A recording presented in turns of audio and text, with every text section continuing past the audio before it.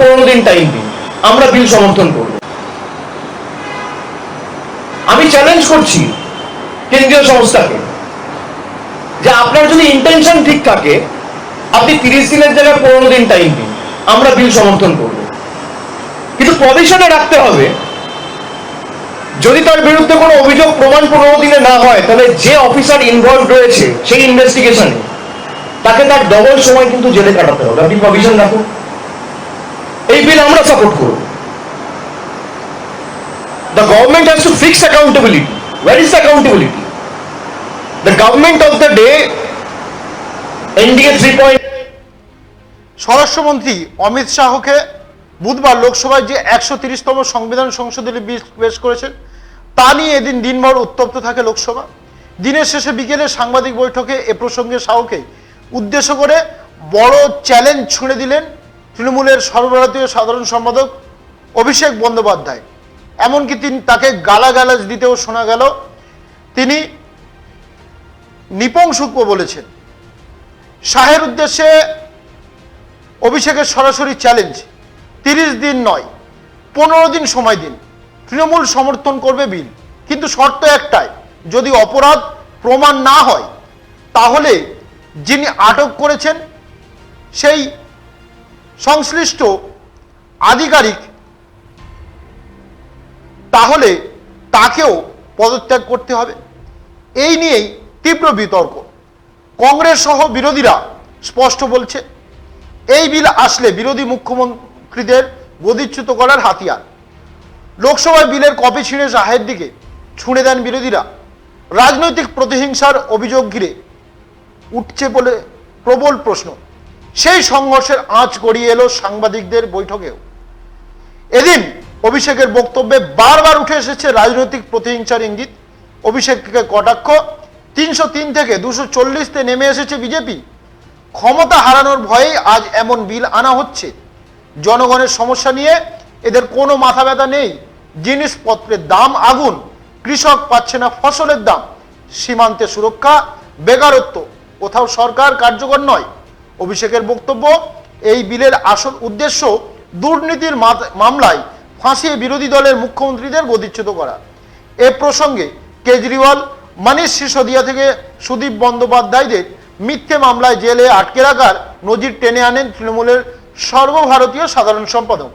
সুর চলিয়ে অভিষেক বলেন, ইডি 5892টি কেসে তদন্ত করেছে, মাত্র 8টি নিষ্পত্তি, 0.3% সফলতা। তাহলে উদ্দেশ্য কি? দুর্নীতি রোখা না বিরোধীদের ধ্বংস করা? নিজের দাবির সপক্ষে পরিসংখ্যান তুলে ধরে অভিষেক বলেন, বিজেপির 28 জন মন্ত্রীর বিরুদ্ধে মামলাও রয়েছে। এদের মধ্যে 19 জনের বিরুদ্ধে খুন, নারী নির্যাতনের মতো গুরুতর অভিযোগ, তাও তো তাদের বিরুদ্ধে কোনো পদক্ষেপ নেই। শুভেন্দু অধিকারী কিংবা হিমন্ত বিশ্ব শর্মার বিরুদ্ধে কোনো পদক্ষেপ নেই। আমাদের জন্য এক আইন আর বিজেপির জন্য অন্য আইন। তাহলে কি এই বিল শুধু বিরোধীদের জন্য? বিজেপিকে তুলোধনা করে তার কটাক্ষ, মমতা বন্দ্যোপাধ্যায় বিরোধী দলনেত্রী থাকাকালীনও টালির চালে থাকতেন, আজও সেখানে থাকেন। আমরা তার কাছ থেকে নৈতিকতার পাঠ শিখব নাকি? 500 কোটির পার্টি অফিস করে তারা নিজের বিজেপিকে আমাদেরকে নৈতিকতার পাঠ দেবে? এখন দেখার অভিষেকের কড়া প্রতিক্রিয়া বা চ্যালেঞ্জের জবাবে পদ্ম শিবিরে কি উত্তর দেয় এবং ঠিক অভিষেক বন্দ্যোপাধ্যায় কি বলেছে এই বিষয় নিয়ে পুরোটা আপনাদেরকে শোনাবো। আপনি বলে দিচ্ছেন 30 দিন। একটা লোক যদি জেলে থাকে 31তম দিনে তাকে পদত্যাগ করতে হবে, তাহলে তো ভারতবর্ষে কোর্ট থাকার দরকার নেই।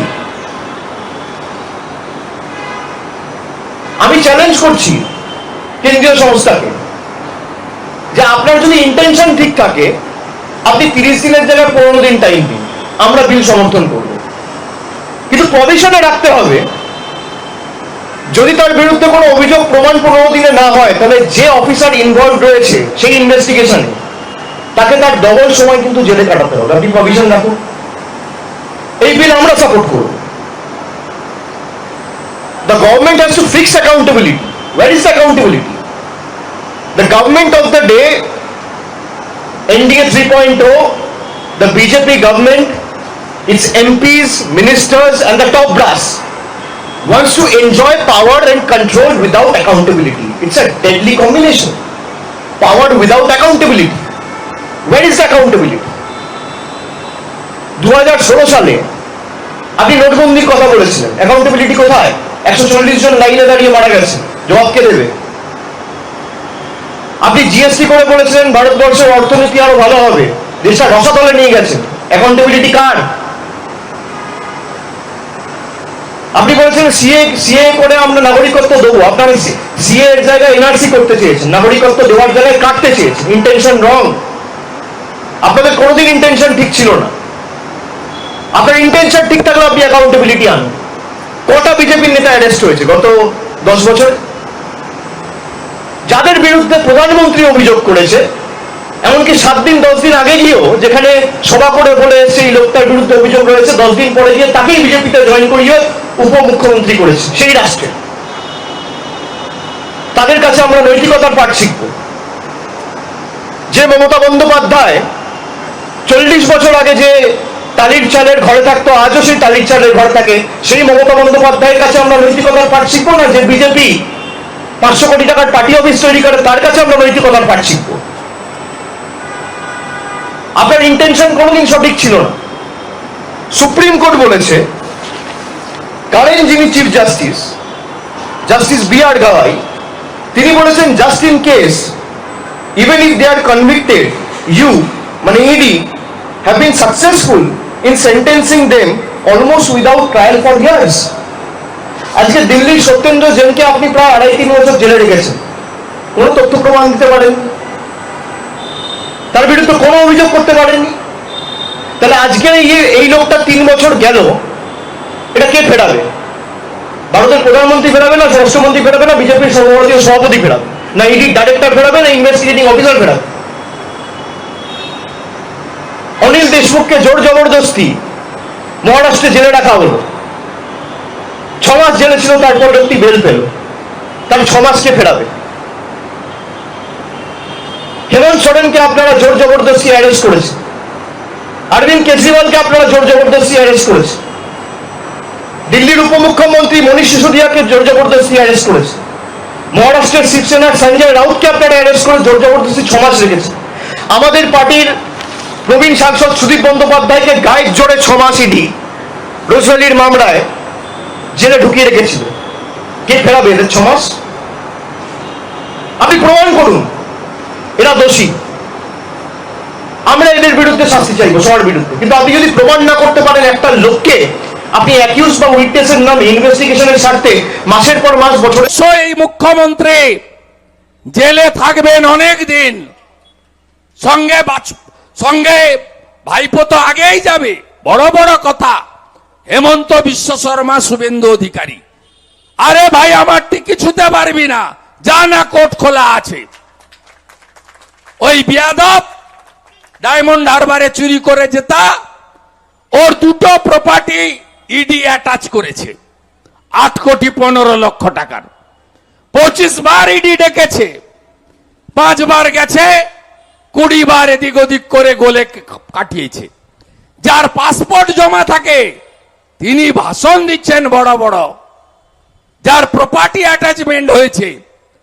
আমরা তো আশ্চর্য হয়ে যাই, কি করে এইসব লোক বাইরে থাকে আর দেশের স্বরাষ্ট্রমন্ত্রীকে, প্রধানমন্ত্রীকে পার্সোনাল অ্যাটাক করে, সংবিধানকে আক্রমণ করে। তাই এরা শুধু শিক্ষা ব্যবস্থা নয়, 8,200 স্কুল বন্ধ নয়, 6,888টা ইন্ডাস্ট্রি বন্ধ হয়েছে। উনি ভয় পাচ্ছেন, উনি 30 দিন থাকতে হবে।